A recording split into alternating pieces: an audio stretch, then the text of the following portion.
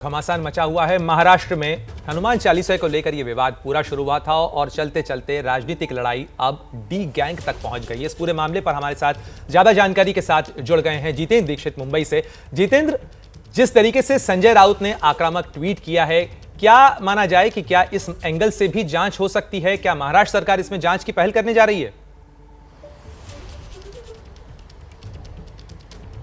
देखिए, इस पूरे मामले में दाऊद की एंट्री जरूर हुई है, लेकिन अब तक जो है महाराष्ट्र सरकार क्या इस मामले में नवनीत राणा के कथित दाऊद के लोगों से रिश्ते के ऊपर किसी तरह की जांच करवा रही है, इस बारे में अब तक आधिकारिक तौर पर कुछ भी नहीं बताया गया है। लेकिन मैं आपको बता दूं कि जिन यूसुफ लकड़ावाला का नाम इस पूरे मामले में आया है, उनको साल 2019 में गिरफ्तार किया था एनफोर्समेंट डायरेक्टरेट ने।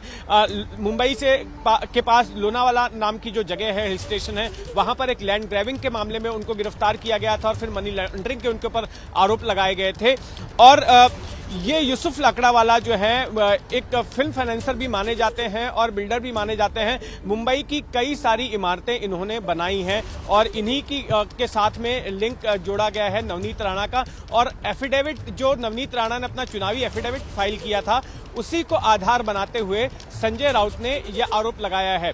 यहाँ पर दो बातें हैं। देखिए, एक तो ये हो सकता है कि जो यूसुफ लकड़ावाला हैं, उनके खिलाफ डी से रिश्तों के आधिकारिक जो है अभी हमारी जानकारी में नहीं है कि वो Maharashtra control of organised crime act के तहत दाऊद से रिश्ते के आरोप में पहले कभी गिरफ्तार हुए हों। और दूसरी बात यह है कि इन्हीं के नाम से मिलता जुलता एक इजाज यूसुफ लकड़ावाला नाम का भी गैंगस्टर है, जो कि पहले दाऊद के लिए काम करता था, फिर छोटा राजन के लिए काम करने लगा और उसके बाद में इंडिपेंडेंटली काम करने लगा।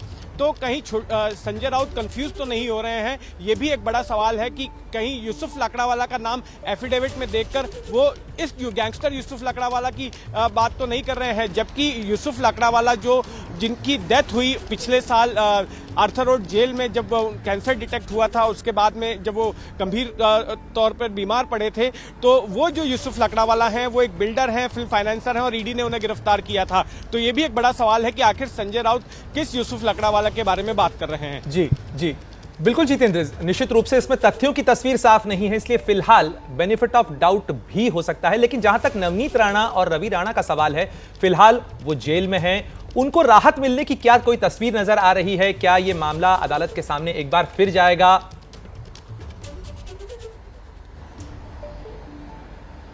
देखिए, एक बात तय है कि कम से कम 29 अप्रैल तक तो नवनीत राणा और रवि राणा को जेल के भीतर ही रहना पड़ेगा। नवनीत राणा भायखला जेल में है और रवि राणा जो है नवी मुंबई के तलोजा जेल में है। 29 अप्रैल को मुंबई के सेशंस कोर्ट में मुंबई पुलिस अपना पक्ष रखेगी उनकी जमानत अर्जी पर। उन्होंने अपनी जमानत अर्जी दे रखी है, कल उस पर सुनवाई हुई थी। 29 तारीख को जब मुंबई पुलिस अपना पक्ष रख देगी, उसके बाद तारीख मुकर्रर होगी कि कब सुनवाई होनी है उनकी जमानत अर्जी पर, जिसमें कि 2-3 दिन का समय लग सकता है और 1 तारीख में ही शायद फैसला ना हो, 2-3 तारीखें और लगेंगी। तो मुझे लगता है कि कम से कम और 2 हफ्ते उन्हें जेल के भीतर ही बिताने होंगे। प्रणय।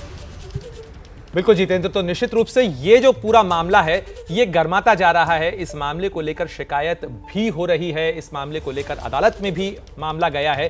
लेकिन जितेंद्र, जिस तरीके से इस पर राजनीति हो रही है, इस राजनीतिक घमासान के अंदर एक दूसरे पर निशाने तो खूब साधे जा रहे हैं, लेकिन अगर राजनीतिक समीकरणों को देखें तो क्या इससे उद्धव सरकार के लिए कोई संकट खड़ा नजर आता है आपको?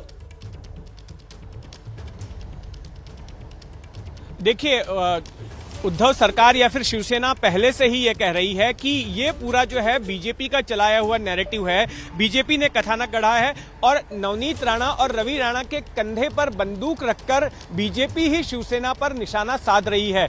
साल 2019 से बीजेपी ये प्लॉट खड़ा कर रही है, ये नैरेटिव चला रही है कि शिवसेना ने हिंदुत्व को छोड़ दिया है और सेक्युलरवादियों के साथ में हाथ मिला लिया है।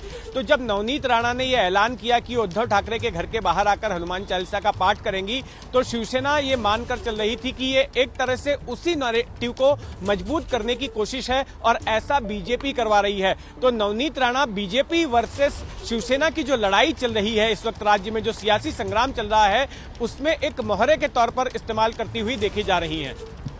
बिल्कुल जितेंद्र, तमाम जानकारी के लिए आपका बहुत शुक्रिया।